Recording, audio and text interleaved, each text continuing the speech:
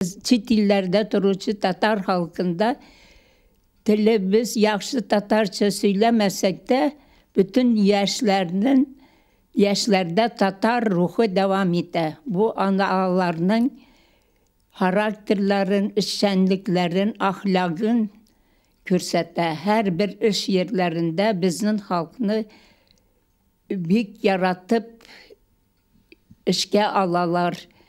İşlegende de dost bulup işliler. Türkiye'de biz yüz vatanımız gibi bizni gide hiç ayrım işlemiyle her yerge bizni şadlık bilen karşı işe alalar. Şunun için biz ikinci vatanımız gibi Türkiye'de yaşayız.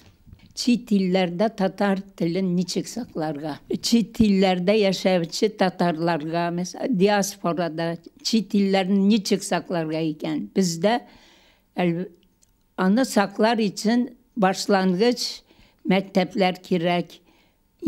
Başlangıç mektepte Tatar dili öğrengen balalar ömür boyu üst dillerin unutmuyorlar.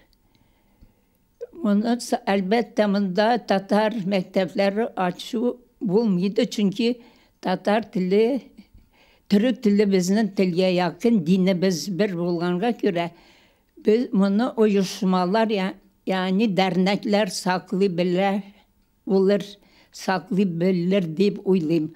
Onun için nerse gerek Kazan'dan kitaplar, gazetler alırga. Kızganıçka karşı ol da avararak çünkü Kiril alfabesini yaşlar bilmiyor. 100 yılı bizde ana dilin saklav korkunucu var mısın? Bulurga tiyiş değil çünkü devlet dili, iki dil devlet dili bit. Hem Tatarca hem Rusça. Bunda ayıp kimde? Ailede mi?